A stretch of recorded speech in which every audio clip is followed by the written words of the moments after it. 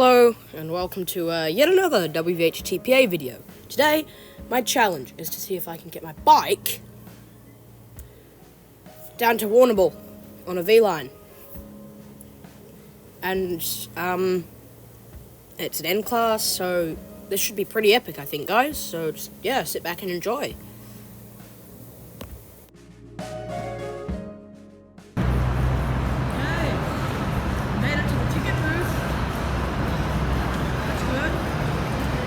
Challenges of the shitty Southern Cross lifts, which really hard to fit a bike in. Yeah, here's the ticket booth. So getting paper tickets, and then on the way down to Warrnambool, so that should be pretty fun.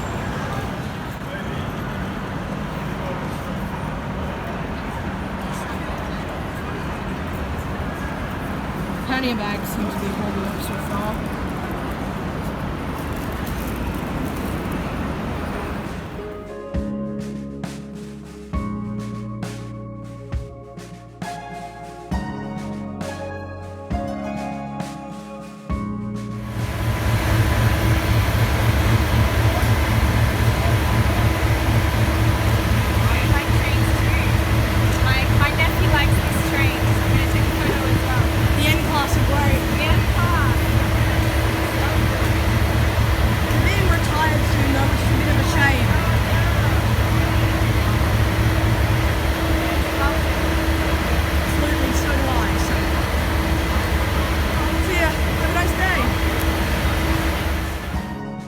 It was then time to load my bike up into the baggage car for the journey down to Warrnambool.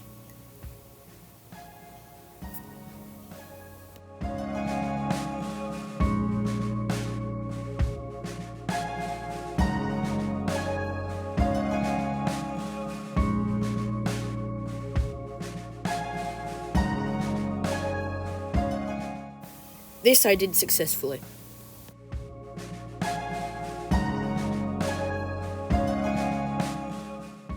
Being me, I sat and watched the trains while waiting to board, because trains.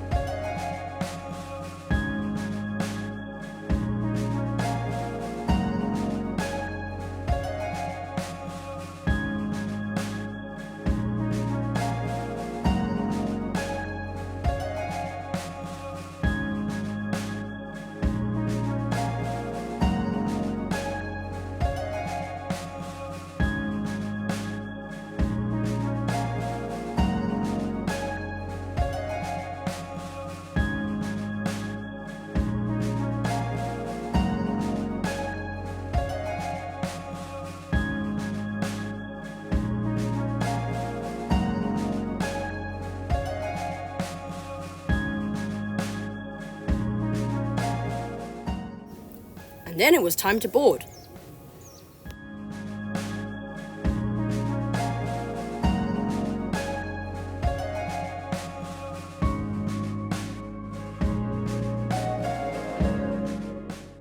I was in economy car C, which was a bit confusing, as V-Line had attached 2 C cars to the train. Hopefully we were in the right one.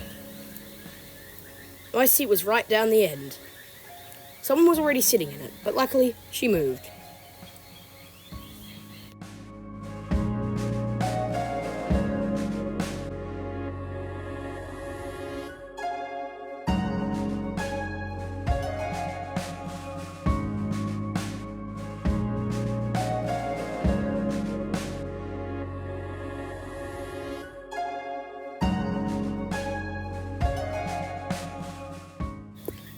And then we left.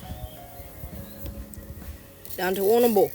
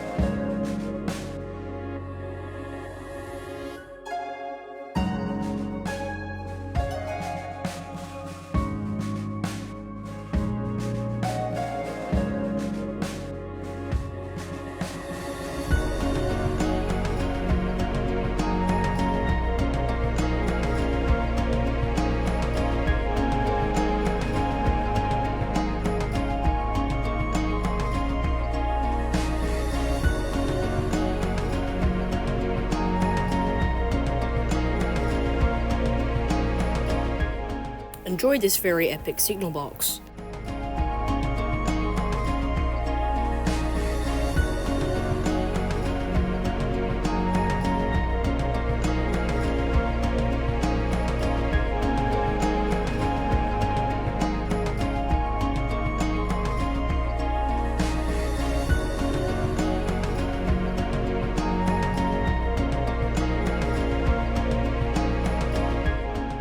And just look at those freight trains. How cool is that?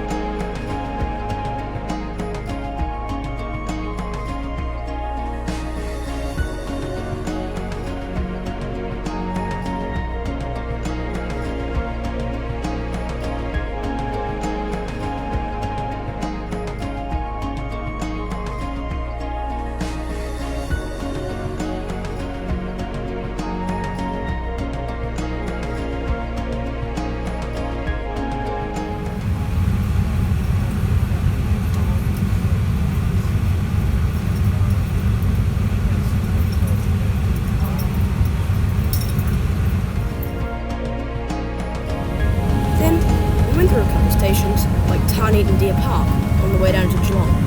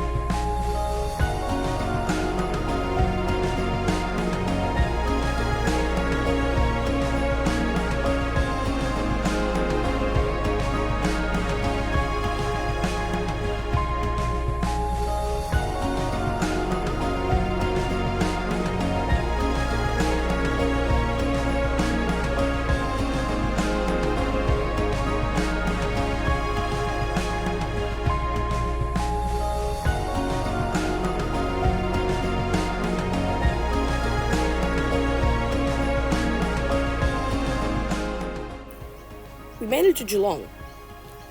That was only the first part of the journey. Warrnambool is still a long way from Geelong. Taking the train from Southern Cross to Warrnambool can take up to 4 hours.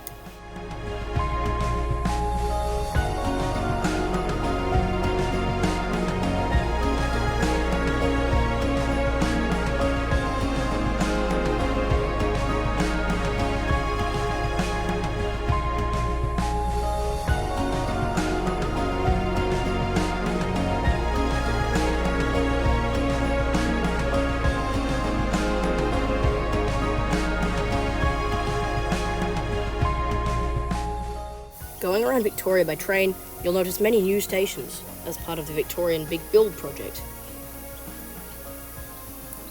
Stations like South Geelong and Marshall are part of these. Luckily, further down the line, heritage remains.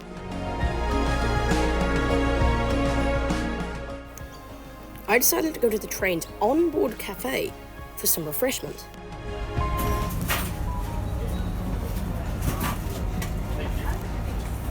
Hello, can I just please have, if it's okay with you, just one salt and vinegar crisps, please, if you have them? Thank you very much. I was looking forward to eating some good salt and vinegar crisps. It is the best flavour after all. But I discovered they had dairy in them, and I'm lactose intolerant, so I couldn't eat them. Shit.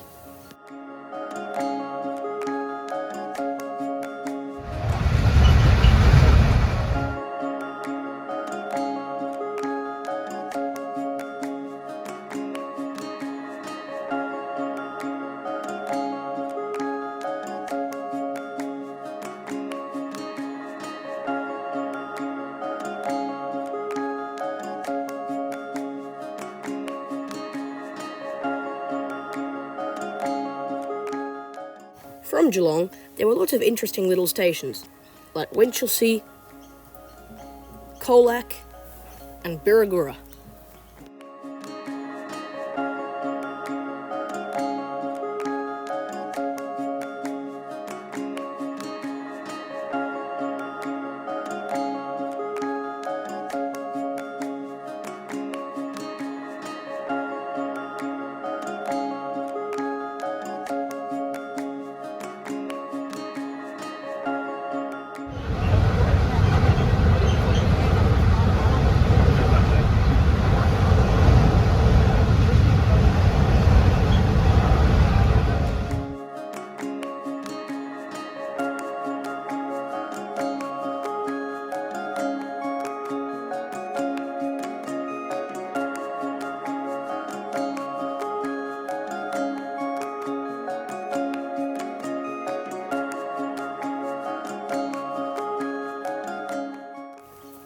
Here, for example, is Birregurra Station.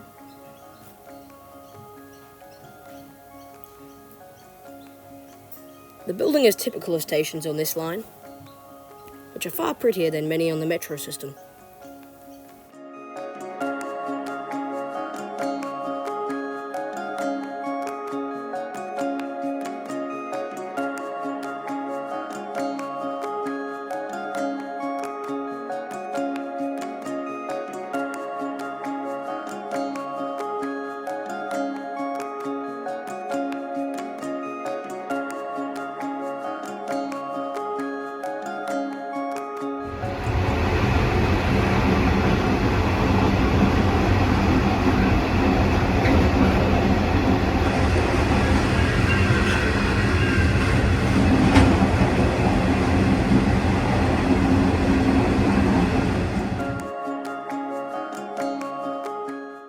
Welcome to Colac, formerly a junction for the narrow gauge Beach Forest line. Note the interesting rail working equipment in the siding over there, and the seemingly abandoned goods shed.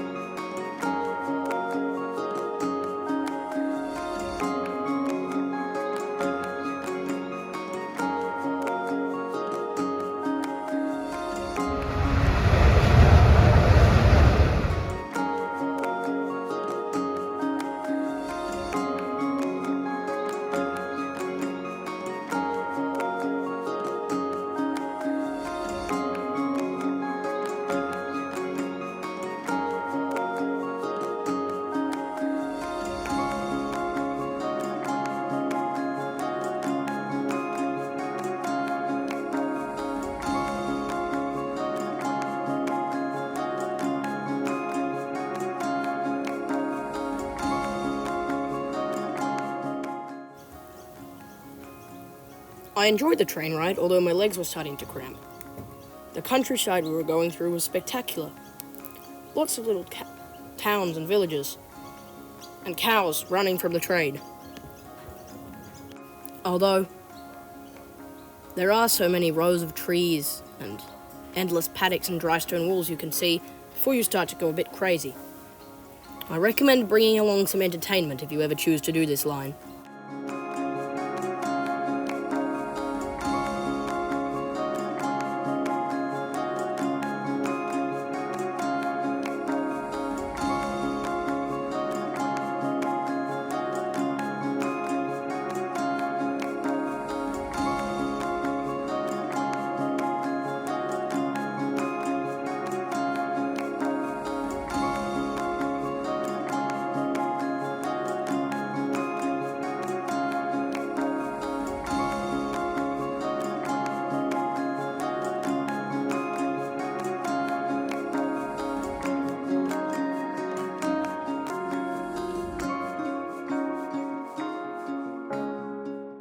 Finally, after around 4 hours of travel, our in-class locomotive pulled into Warrnambool station. As we arrived, we were all treated to a lovely view of Lake Potobe and another in-class, which was parked in the siding.